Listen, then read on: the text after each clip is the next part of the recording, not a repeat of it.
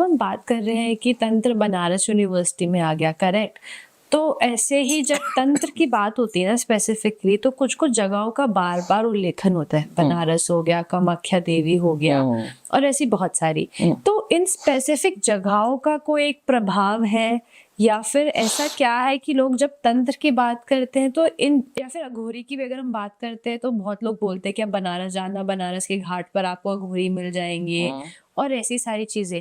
तो वो in places को क्यों स्पेसिफिकली मेंशन करते हैं? बिकॉज़ अघोरी तो आपके हिमालयाज़ में भी बहुत है हाँ, जिनको कभी किसी ने देखा नहीं, जी। बट उनको कोई रिलेट नहीं करेगा। कोई हुँ, रिलेट करेगा तो बनारस के अघोरी से खुद को रिलेट करेगा या फिर कामाख्या में जाकर के रिलेट करेगा कि आप हाँ, वहाँ जाकर के देखो, हुँ, वहाँ पर जो तंत्र प्रैक्टिस होता है वो कहीं और नहीं होता टाइप्स। हुँ। तो वैसा क्यों है?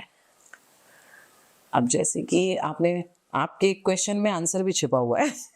यूनिवर्सिटी आपने कहा, करेक्ट। तो ये यूनिवर्सिटीज़ कह सकते हैं आप इन्हें कि स्कूल ऑफ तंत्र या स्कूल ऑफ अघोर है। शक्तिपीठ है हुँ, और ज्योतिर्लिंग है। जहाँ ज्योतिर्लिंग है, जहाँ शक्तिपीठ है, वहीं पर आप अघोरी और तांत्रिकों को देखोगे क्योंकि वहाँ पर ऊर्जा वैसी है। हिमालय में यहाँ तपस्या करते हैं, रिचुअल्स वहाँ पर परफॉर्म किए जाते हैं। मतलब एक है जहाँ पर आपको केवल साधना करनी है, तपस्या में बैठना है, जहाँ पर आपको टूल्स की आवश्यकता नहीं है। लेकिन अगर आप टूल्स के साथ में कुछ भी कर रहे हैं तो आप बनारस जाएंगे।